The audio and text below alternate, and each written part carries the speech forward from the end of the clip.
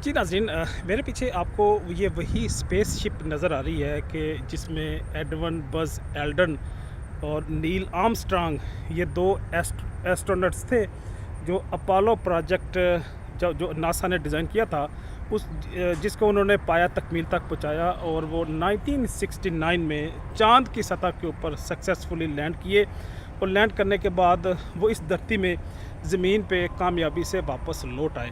तो गोया ये इंसानियत का बहुत बड़ा कारनामा था और नासा के लिए जो उन्होंने अपोलो के नाम से प्रोजेक्ट डिज़ाइन किया था, अपोलो की शक्ल में एक बेहतरीन वो एजाज़ था, उनकी अचीवमेंट थी जो उन्होंने हासिल की।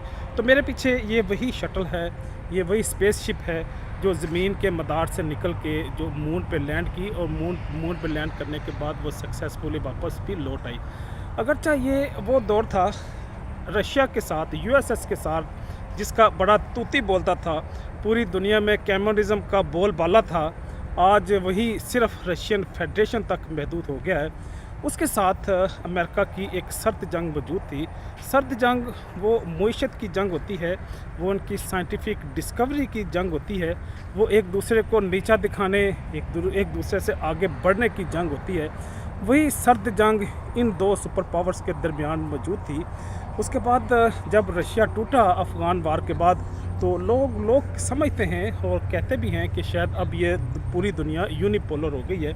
लेकिन बनी नोए इंसान जब से इस कायनात में आया है, ऐसा कभी भी नहीं हुआ कि ये दुनिया, ये कायनात कभी यूनिपोलर हो। दूसरी बात यह है कि हम बीइंग बिलीवर, सिर्फ हम नहीं बल्कि क्रिश्चियन और ज्यूस भी हम समझते हैं कि जो ये कायनात है, ये दुनिया है, इसका एक खालक भी है, इसका एक मालक भी है, वो सुप्रीम पावर है। उससे बड़ी ताकत दुनिया में कोई नहीं हो सकती। तो गोया अमेरिका को बड़ा कहने वाले, इसको माई बाप समझने वाले, इसके आगे सजदा रेज़ होने वाले, वो मैं समझता हूँ उन्हें खुल के समझ लेना चाहिए मेरी इस बात को कि इस दुनिया का एक खालक भी है, नाम रहेगा तो उसी का, अगर डंका बजेगा तो उसी रब का, जिसकी रबूबियत इस पूरे कायनात में मौजूद है, जिसका ये सूरज चमकता है, जिसकी धरती पे हम जीते हैं, जिसकी हवा से हम अब इनहेल करते हुए अपनी ज़िंदगी के कारोबार को चलाते हैं, वही सुप्रीम पावर है। उसी को हम दाता, उसी को हम अपना खुदा, उसी को मौला मानते हैं और हम दुनिया की किसी जाली खुदाई को ना मानते हैं ना मानेंगे। तो गोया जो बात करने वाली है वो ये है कि कभी भी किसी के मनसब से, किसी की मादी ताकत से और किसी की दौलत से कभी नहीं मरूब होना चाहिए, क्योंकि ये फ़ानी चीज़ें हैं। जो ही सांस रुकती है, जो ही बुलावा आता है, ये सारी चीज़ें दरी की दरी रह जाती हैं और इंसान अकेला ही इस दुनिया में आता है और अकेला ही रुखसत हो जाता है।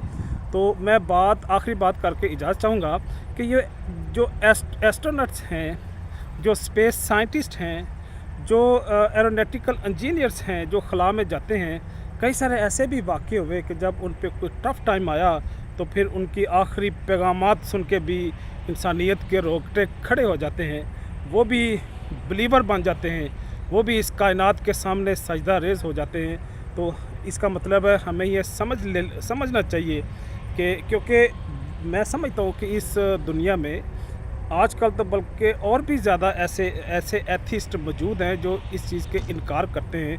बल्कि कई सारे लोगों ने तो ये भी दावा किया कि ये जो स्पेसशिप गई थी, अपोलो प्रोजेक्ट चाँद पे गया था, वहाँ पे भी उन्होंने किसी अल्लाह को नहीं देखा, नऊज़ बिल्लाह।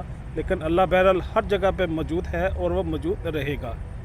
इजाज़त चाहूँगा। अल्लाह हाफ़िज़।